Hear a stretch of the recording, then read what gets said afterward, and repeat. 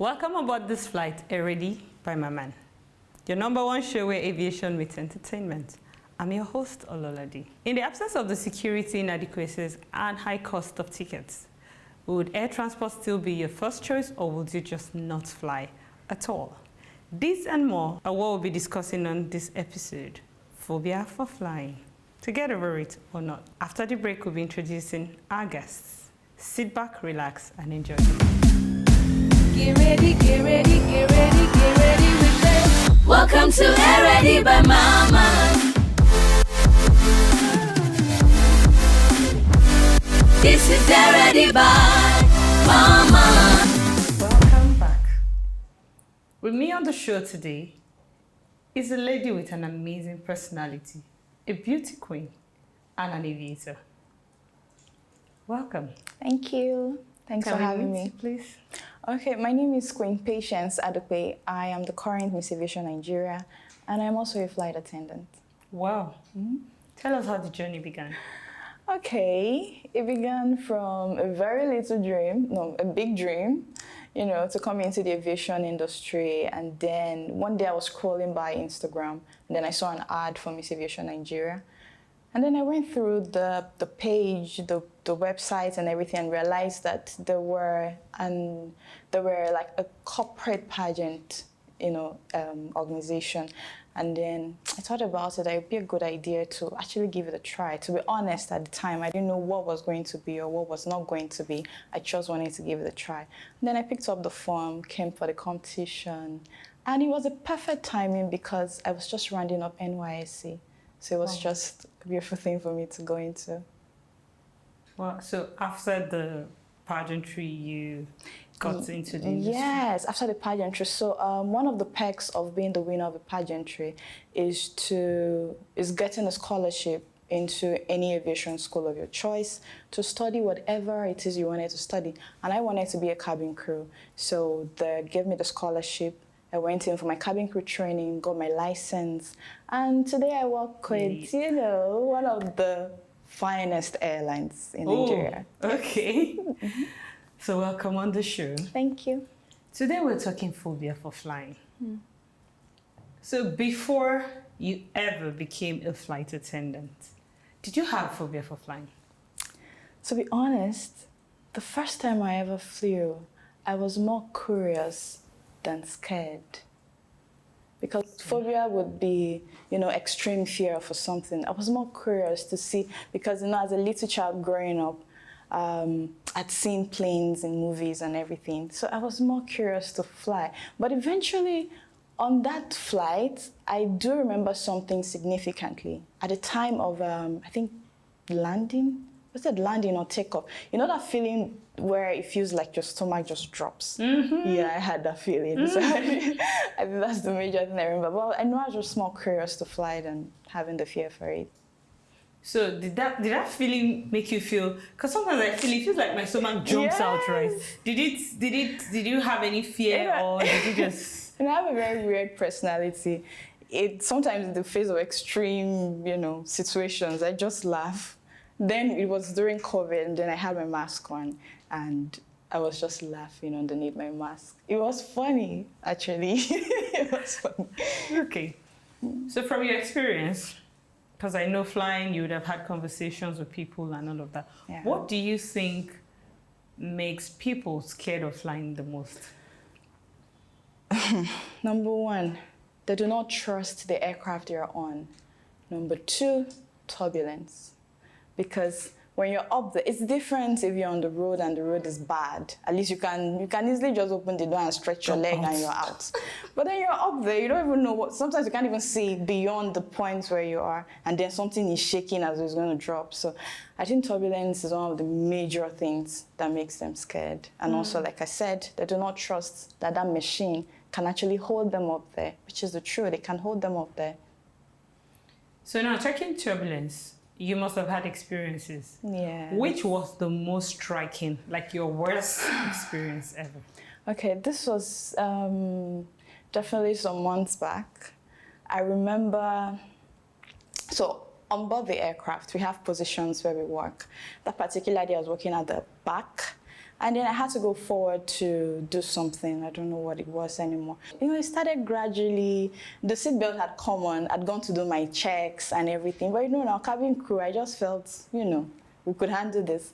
And then before you know it, I sat down briefly to talk with my colleague. And before you know it, I was literally suspended up. I'm not joking.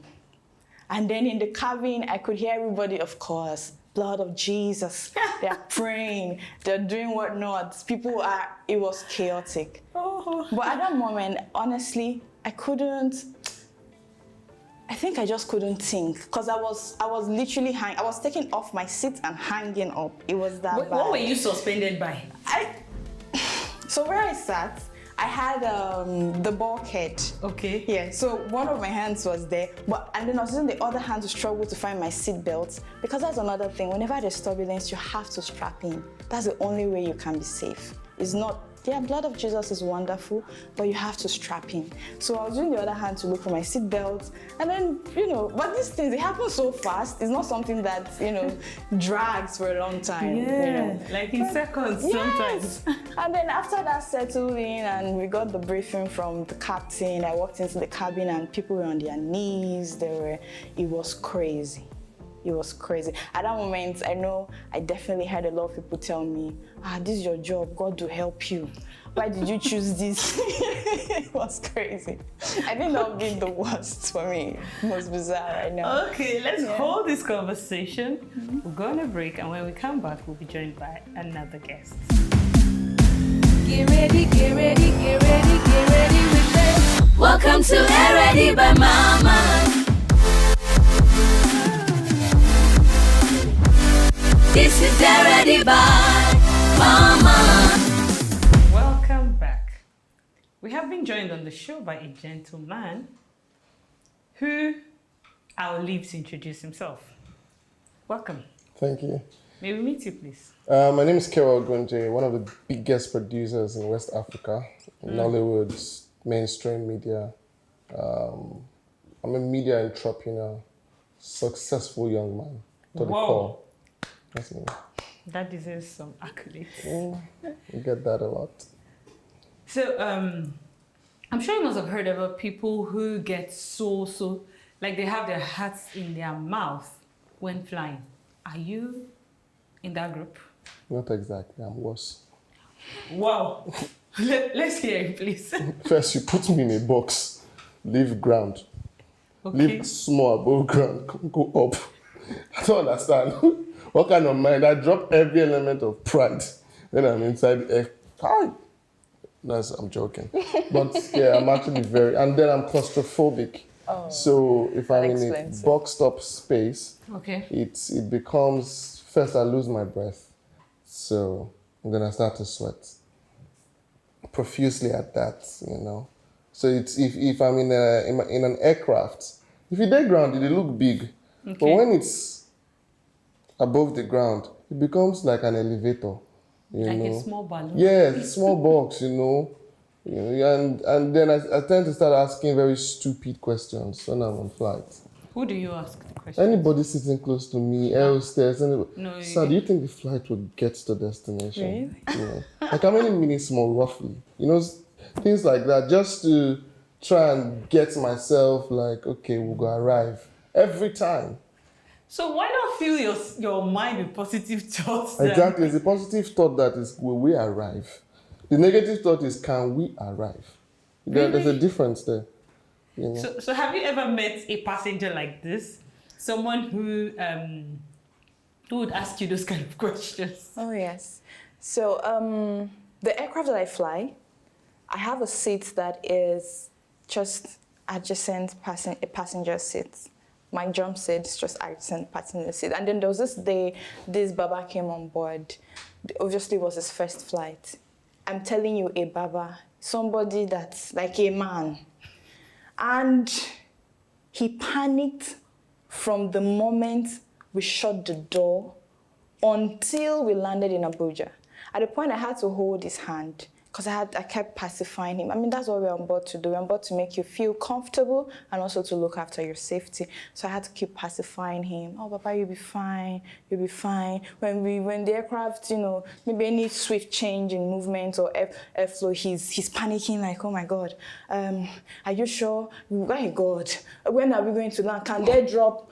I say you'll be fine. You really like we get drop me here. yes, we get extreme cases. Extreme cases. For me, the part I hate the most is give us. Oh, can I speak pidgin? Sure. You don't give us information before we fly. Then we're already mid-air, and then one annoying air hostess. I mean, no disrespect will not come. In case of emergency. Over here is parachutes, don't panic. And I'm like, are you people planning evil? Why are you telling me there's parachutes in these aircrafts? What am I doing with this information? And they keep giving you things that even them they would not do. Like in case of extreme turbulence, please fasten your seat belt, do not panic. They panic also. Yeah, because they're humans. Even if it's their job, who won't die at the end of the day? And it's for me, it's ironic because that which we fear the most is proven the safest medium of transportation, of traveling. Agreed. Do you understand? If in the last 10, 15 years we've had just one mishap, in quotes, then it's pretty much safer.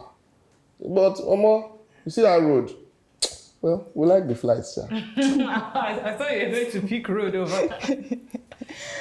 Okay, so you mentioned parachutes. I want to ask, where do you people keep parachutes on board an aircraft? First of all, I am amazed. They gave you your briefing mid-air. Yes. Are you Can sure I call about him? that? No, do not call him. I really want to call him. But I'd like to clarify and to put it out there that your briefing should be given to you before we even start taxing or while we are taxing. You shouldn't give the briefing mid-air. But to be fair, on that thing, to be fair on that thing before, because they had kept us for almost 6 hours. Okay. So it was fight. Till the thing started to taxi.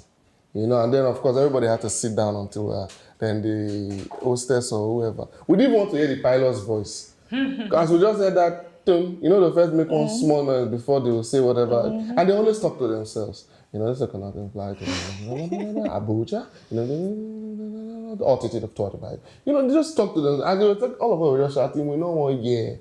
Because you have kept us for 6 hours.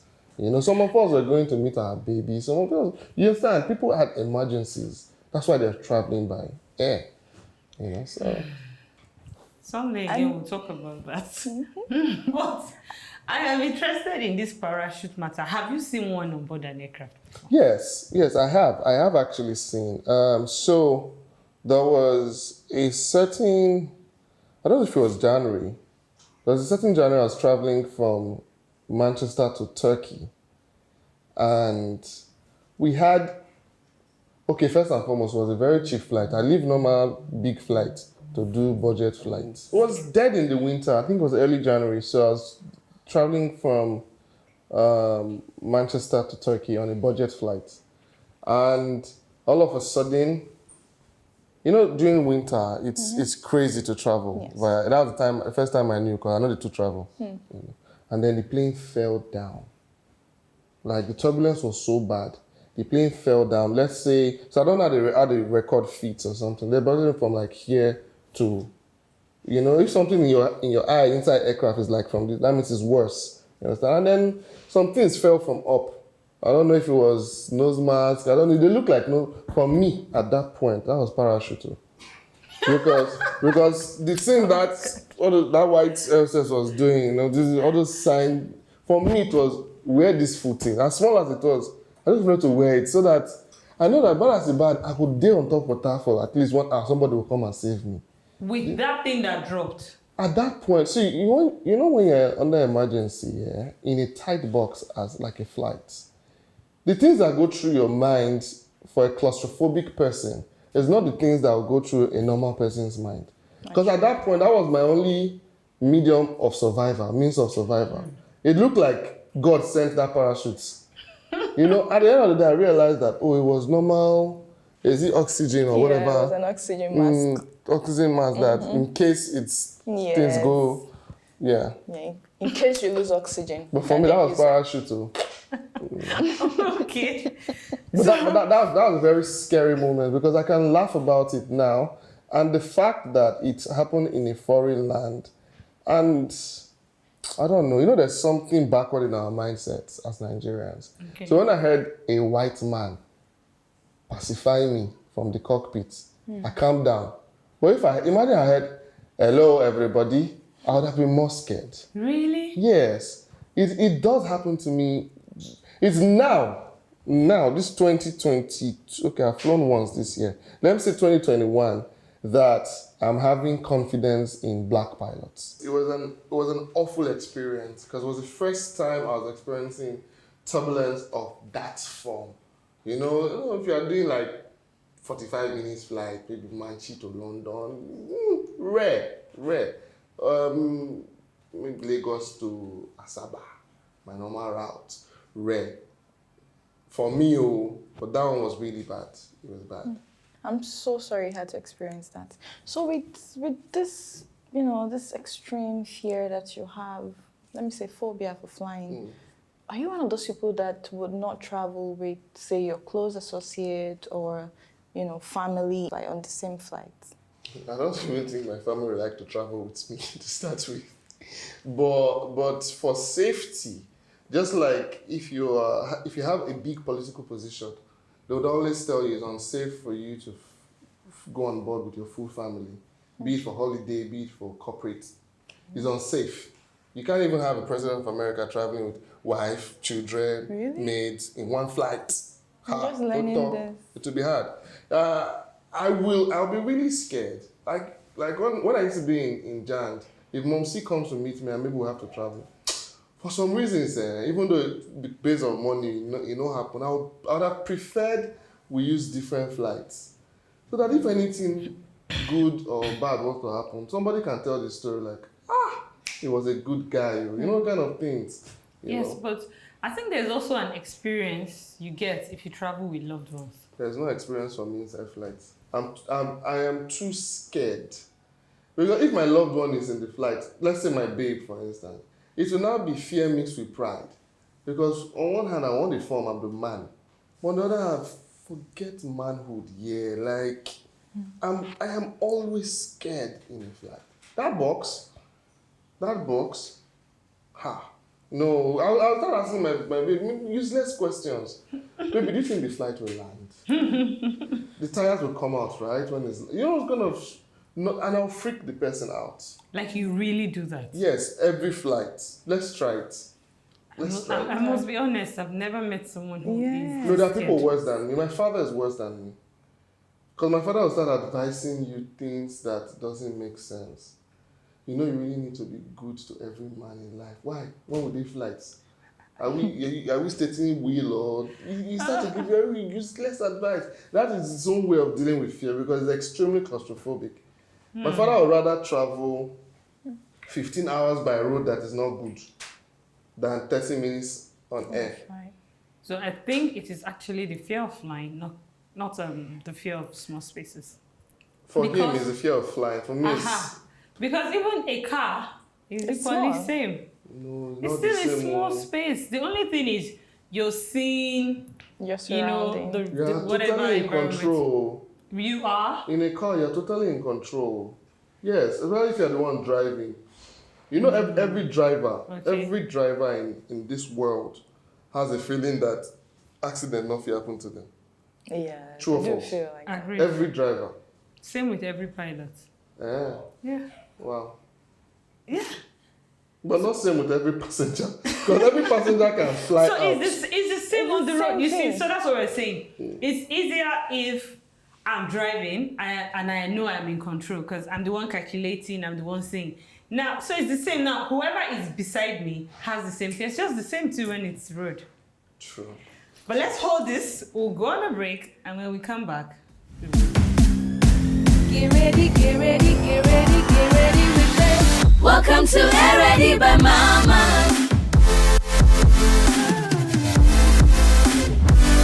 This is Ready by Mama.